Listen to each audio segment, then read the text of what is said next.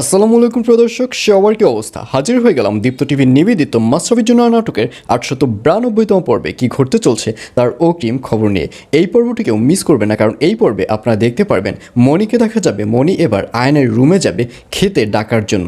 তখন আয়ন বলবে, আমাকে তোমার খেতে ডাকতে হবে না, আমি এখন ছোট নই, আমি যথেষ্ট বড় হয়েছি, আমার কখন খেতে যেতে হবে কখন যেতে হবে না এগুলো আমি খুব ভালো করেই বুঝি।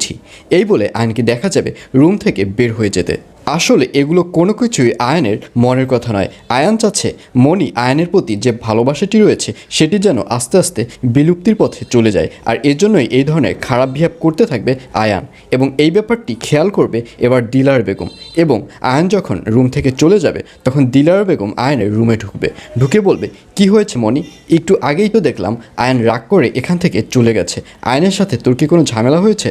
তখন মনি বলবে, না না দাদিজান, সেরকম কিছুই হয়নি। তখন দিলার বেগম বলবে, না না, আমার কেমন জানি মনে হচ্ছে ও কি তোকে কষ্ট দিয়ে কোনো কথা বলেছে? আসলে ও আমার নাতি হলেও ও যদি তোকে কোনো কষ্ট দিয়ে কথা বলে তাহলে আমি মোটেও কিন্তু ওকে ছাড় দিব না। ও আমার নাতি হয়েছে তাতে কি হয়েছে?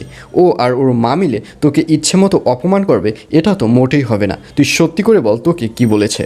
আর এই কথা শুনে মনি বলবে, না না দাজিয়ান, আপনি যেটা ভাবছেন সেরকম কিছুই বলেনি। আসলে আমার কপালে যেটা লেখা আছে সেটাই হবে, আমার সবার কাছ থেকে সেই ধরনেরই তো কথা শুনতে হবে। এই বলে মনিকেও দেখা যাবে সে আয়নের রুম থেকে বের হয়ে যাবে। আর অন্যদিকে জজ সাহেব রায় দেবার পর সবাই যখন ওখান থেকে চলে যাবে তখন এবার জালাল চৌধুরী রুনাকে ডাক দিবে। রুনাকে বলবে, দাঁড়ান, আপনার সাথে আমার কথা আছে। তখন রুনা দাঁড়িয়ে যাবে।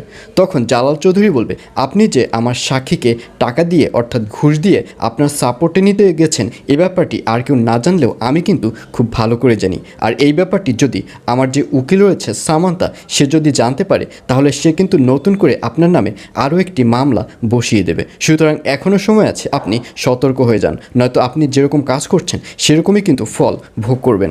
আর এই কথা শুনে রুনা ম্যাম বলবে, আপনার যা ইচ্ছা আপনি তাই করতে পারেন, দেখি আপনি কতটুকু আমার সাথে লড়তে পারেন।